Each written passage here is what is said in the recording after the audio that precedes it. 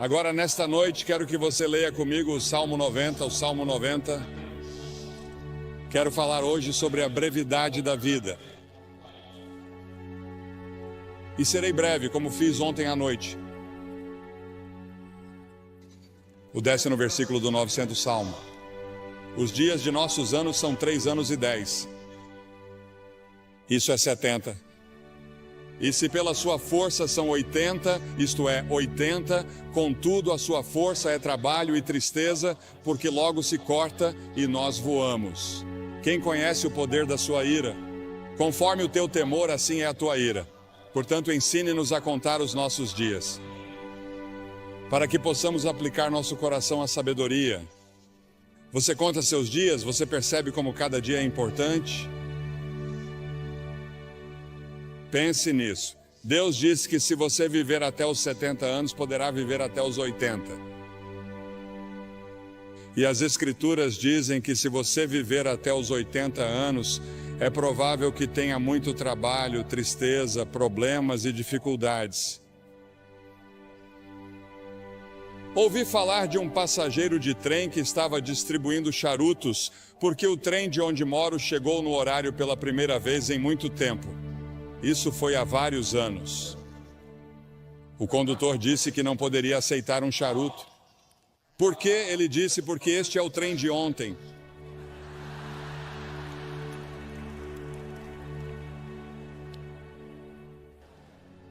Há o colapso do tempo ao nosso redor.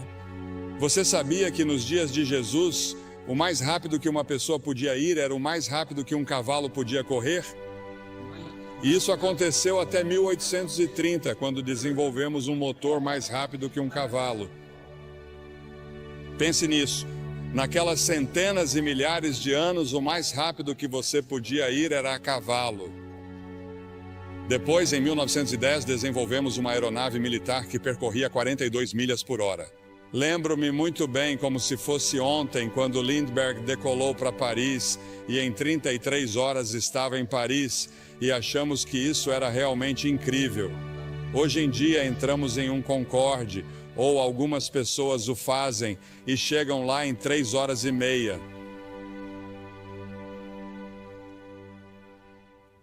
E em 1960 começamos a viajar pelo ar a 18 mil milhas por hora quando chegamos à estratosfera.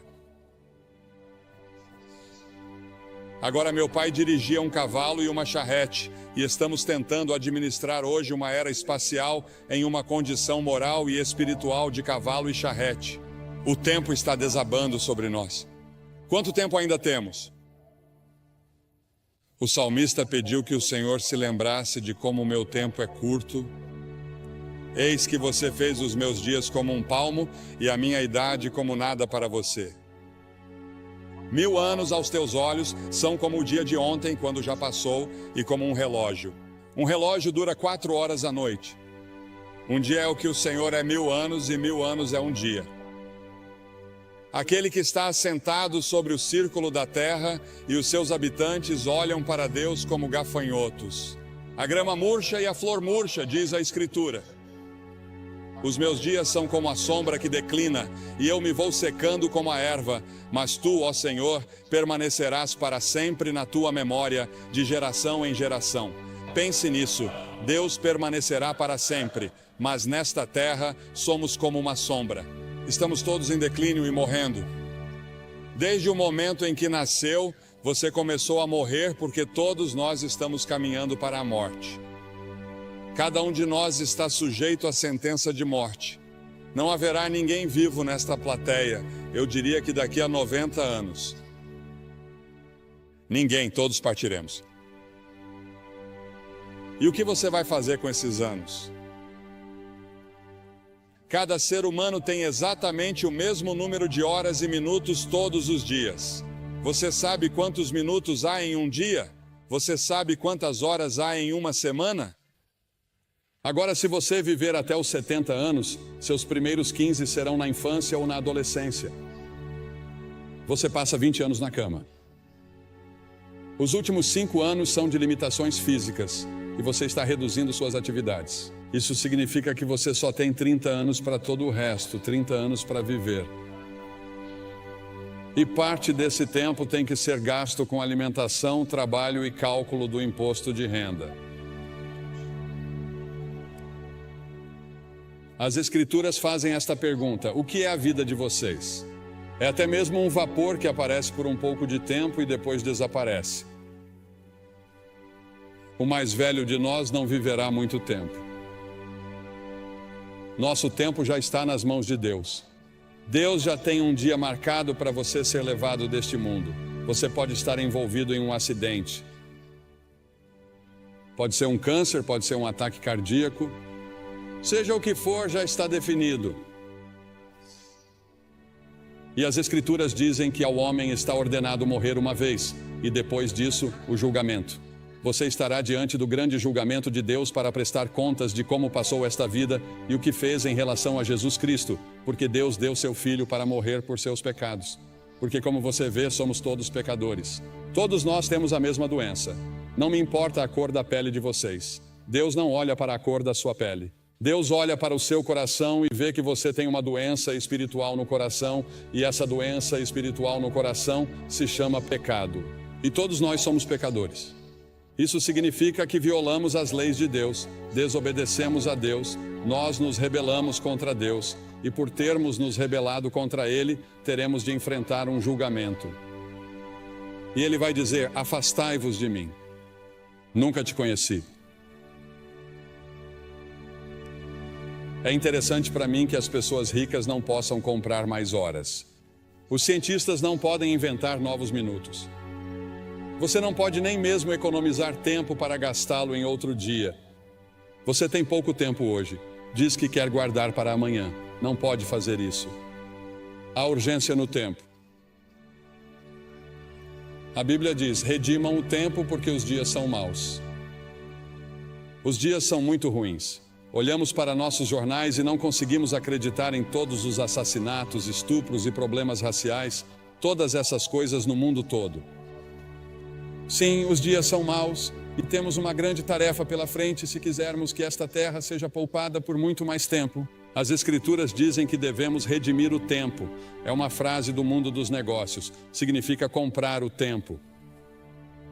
Ouvi falar de pessoas que dão o dízimo de seu tempo. Devemos dar o dízimo de nosso dinheiro. 10% do nosso dinheiro pertence a Deus, se você for cristão. Mas podemos dizimar seu tempo. Reserve 10% do seu tempo e diga: Senhor, isso é seu para o estudo da Bíblia, para a oração.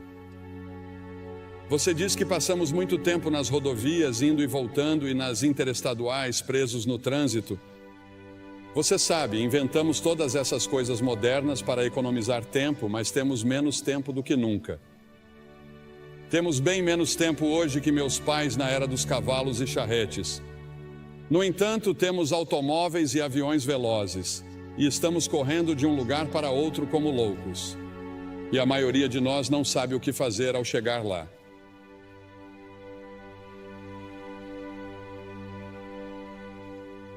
Você tem muito tempo, mas para quê?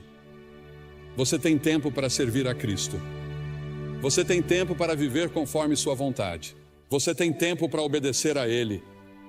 Você já fez como o salmista disse em 31:15 e se colocou à disposição de Deus quando ele disse: meus tempos estão em suas mãos.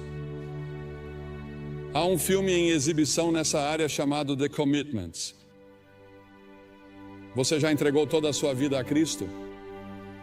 Isso já aconteceu com você? Ah, você diz sim, eu fui batizado, eu fui confirmado. Vou à igreja de vez em quando. De vez em quando penso em Deus. Mas você realmente se comprometeu com isso? Você está totalmente comprometida com Ele? E você tem certeza de que, se morresse neste momento, iria para o céu? Você tem certeza de que seus pecados estão perdoados? É por isso que Cristo veio e morreu na cruz e derramou seu sangue e Deus o ressuscitou dos mortos. Além disso, há a tirania do tempo. Ele nos controla e ficamos frustrados. Correr de uma coisa para outra porque achamos que não temos tempo suficiente para fazer tudo o que precisa ser feito. Jesus disse: enquanto é dia, importa que eu faça as obras daquele que me enviou. Chega a noite em que ninguém pode trabalhar. A noite virá até você e você não terá a oportunidade de servir a Deus. Sirva-o enquanto você pode. Sirva-o agora. Priorize-o em sua vida. No entanto, no final de sua vida, ele disse: eu terminei o trabalho que você me deu para fazer. Deus tem um plano para a sua vida e você pode concluí-lo com a ajuda de Deus, e Ele lhe dará uma alegria e uma paz que você nunca sonhou que existissem se você colocar sua confiança nele. Ah, sim, quando Jesus deixou a terra, havia pessoas que precisavam ser curadas e vidas que precisavam ser tocadas, mas Jesus disse que havia terminado a obra que lhe havia sido designada. Pelo Pai, Deus designou um trabalho que somente você pode realizar. Você é único. Ninguém pode tomar o lugar de vocês. E Deus precisa de você em seu reino. O tempo pode ser nosso aliado ou nosso algoz. Mesmo assim, o tempo é incrivelmente justo e perdoador. Não importa quanto tempo você tenha desperdiçado no passado, você ainda pode ter o amanhã. Adlai Stevenson disse certa vez que o que conta não são os dias de sua vida, mas a vida em seus dias. Precisa comprá-lo. Qual é o preço que você tem que pagar? O preço é que você não tem tempo para certas coisas. Não devemos ficar à deriva, fazendo todos os prazeres, bebendo e fazendo todas as outras coisas erradas. Deus quer que amemos os outros. A principal coisa que Ele quer que façamos é amar o próximo e amar as pessoas de outras raças. A única coisa que distingue um crente dos outros é o amor que domina a sua vida. Sua vida deve ser cuidadosamente planejada. Depois há o término do tempo. Irmãos, o apóstolo Paulo disse em 1 Coríntios que o tempo é curto. No Apocalipse ele nos diz que o tempo não existirá mais. Jesus e seus discípulos passaram os 94 versículos de Mateus 24 até o final do capítulo 25 falando sobre o fim dos tempos. Ao nos aproximarmos do fim dos tempos, lemos em Apocalipse 12 que o diabo estará freneticamente ativo, porque sabe que seus dias estão contados. Sim, existe um demônio. Existe um Satanás. Ele é uma pessoa real e eles são demônios reais e vão lutar por sua alma esta noite, porque Satanás não quer desistir de você. Ele lutará para manter você no reino dele, pois existem dois reinos. Há o reino do diabo e há o reino de Deus, e você tem o direito de escolher em qual deles quer estar. É claro que não sabemos quando será o momento da vinda de Jesus. Em Marcos 13 é-nos dito que o céu e a terra passarão, mas daquele dia e hora ninguém sabe. Portanto, cuidado, vigie e ore, pois você não sabe qual é o seu tempo. Não sabemos quando Deus virá nos buscar. Em Romanos 13, o apóstolo diz que, conhecendo o tempo, já é hora de despertarmos do sono, pois a nossa salvação está mais próxima agora do que quando cremos. A noite já passou, o dia está próximo, portanto lancemos fora as obras das trevas e vistamos a armadura da luz. A Bíblia usa várias vezes a frase "o tempo está próximo". Jesus nos disse para discernirmos os sinais dos tempos. Um dos sinais é que a iniquidade será abundante. Pegue seus jornais e assista ao noticiário. A iniquidade é abundante em todos os lugares. Não apenas em Nova York, não apenas em Nova Jersey, mas em todo o mundo. Quando a lista for chamada no céu, você estará lá? O nome de vocês está escrito no livro da vida? Porque as Escrituras dizem que se o seu nome não estiver no livro da vida do Cordeiro, você nunca entrará no céu. Seu nome neste momento está no que é chamado na Bíblia de livro. E sob seu nome estão todos os pecados que você já cometeu, todas as coisas erradas que você já pensou, todas as suas intenções erradas. Está tudo lá registrado e você será confrontado no julgamento. Mas quando você vem a Cristo e se apresenta total e completamente a Ele como Salvador e Senhor, Ele apaga tudo o que está nesses livros e escreve seu nome em outro livro, o livro da vida. No livro do Cordeiro, O nome de vocês está escrito lá? Se meu nome não estivesse escrito ali e eu não soubesse, eu não sairia deste prédio esta noite até ter certeza. Porque talvez nunca mais haja outro momento como este na vida de vocês. Esta é a hora de você estar com Deus. E então a brevidade do tempo exige ação imediata. O fato de que o tempo é curto exige que façamos algo a respeito agora, porque as Escrituras dizem em 2 Coríntios 6:2 que agora é o tempo aceito, não amanhã, hoje. O que você deve fazer, faça-o agora. O dinheiro que você deve doar, doe-o agora. Testemunhe agora às pessoas que deve. Toda vez que o relógio marca o tempo, ele parece dizer agora. Hoje, se vocês quiserem ouvir sua voz, não endureçam o coração. Você pode endurecer seu coração. Se você ouvir uma mensagem como essa, isso pode ser muito perigoso, porque você endurecerá seu coração. E na próxima vez que você ouvir o Evangelho, seu coração ficará cada vez mais duro. Venha a Cristo agora. Se houver um sussurro em seu coração de que você precisa vir, você vem. Depois há o aviso do tempo. Um dia será tarde demais para sua alma. O tempo é muito curto para indecisões e vacilações. Você não deve ficar entre duas opiniões. Os tolos dizem que há tempo de sobra. O diabo diz que você tem tempo de sobra. Todas as manhãs você tem 86.400 segundos para gastar e investir. A cada dia, o nome do banco abre uma nova conta com você. Talvez não haja amanhã. Venha agora. As Escrituras dizem, visto que todas essas coisas hão de acontecer, que tipo de pessoas vocês devem ser? Li um artigo há alguns anos falando sobre algumas pessoas que estavam se divertindo muito na véspera de Ano Novo, e o autor do artigo disse que elas bebiam como se não houvesse amanhã. Provavelmente todos vocês já ouviram a música, em outro momento e em outro lugar, e é isso que o diabo sussurrará em seu ouvido esta noite. Quando eu lhe disser que você precisa vir e assumir seu compromisso com Cristo, com essas centenas e milhares que já vieram nesta cruzada, o diabo dirá, espere, outra hora, outro lugar. Este não é o momento. Este é o momento. O simples fato de você estar aqui indica que é a hora. Por alguma estranha coincidência ou providência, Deus trouxe você aqui esta noite. E antes de vir, você achava que estava bem com Deus, mas agora não tem certeza. E você quer ter certeza, você quer ter certeza.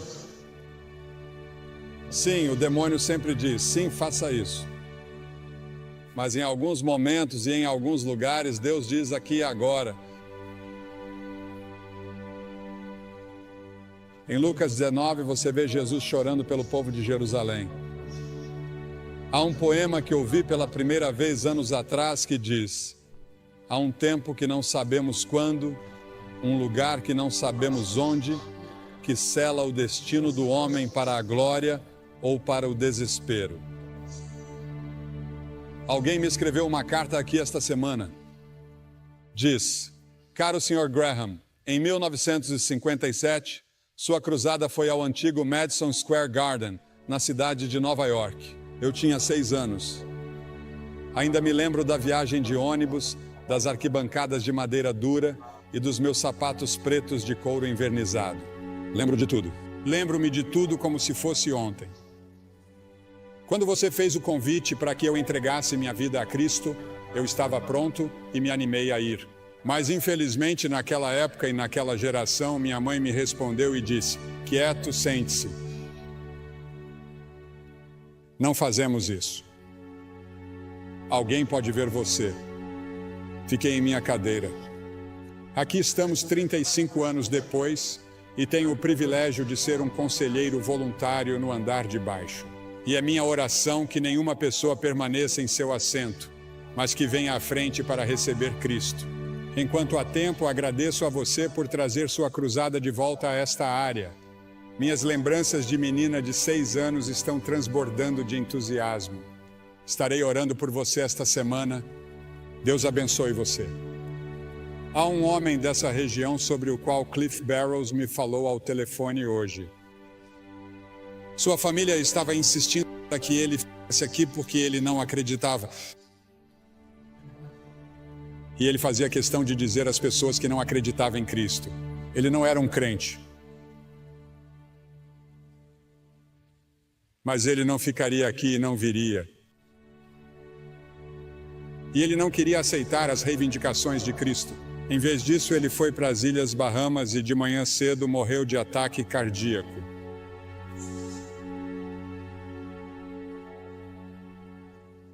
Para ele agora é tarde demais. Sua decisão está tomada. E quanto à sua decisão? Você vai dizer sim ou não às afirmações de Cristo? Cristo morreu por você, ressuscitou, e então o que você tem de fazer? Você precisa primeiro se arrepender de seus pecados. Isso significa que você diz: Senhor, sou um pecador. Sinto muito por meu pecado. Estou disposto a mudar meu estilo de vida.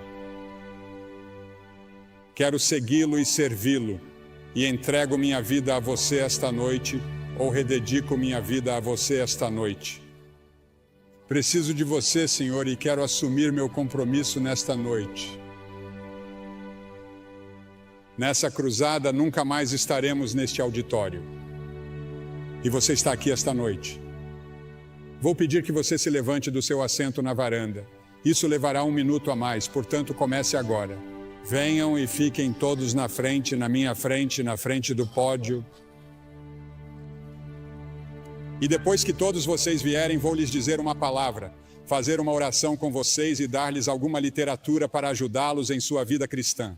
Você diz: por que você pede às pessoas que venham publicamente? Porque cada pessoa que Jesus chamou, ele chamou publicamente. Havia algo em tornar isso público. Ele morreu por você publicamente, pendurado nu em uma cruz. Certamente pode vir e apresentar-se aqui publicamente. Assumir seu compromisso com ele e dizer: Senhor, você tem tudo de mim hoje. Quero ter certeza de que estou pronto para conhecer você. Apenas levante e venha de qualquer parte do estádio.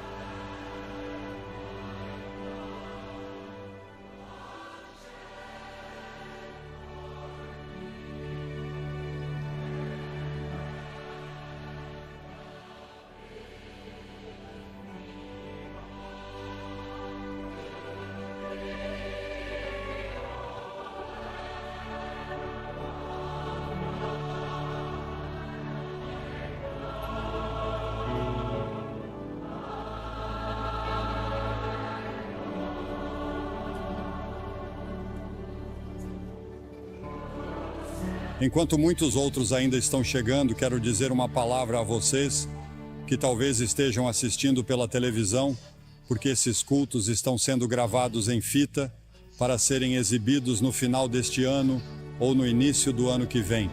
E muitas pessoas têm assistido à televisão e você tem pensado em como o tempo está passando rápido. Parece que foi ontem que você era um garotinho ou uma garotinha e o tempo voou. Talvez esteja num quarto de hotel ou num bar. E quero dizer a você que Deus o ama. Ele quer perdoar você. Ele quer fazer de você uma nova pessoa, se você permitir. Você pode assumir esse compromisso onde está agora. Jesus Cristo prometeu que voltaria à Terra. E, senhoras e senhores, Jesus Cristo cumprirá essa promessa. Você está pronto? A esperança da vinda de Cristo deve nos fazer caminhar como discípulos do Senhor Jesus Cristo.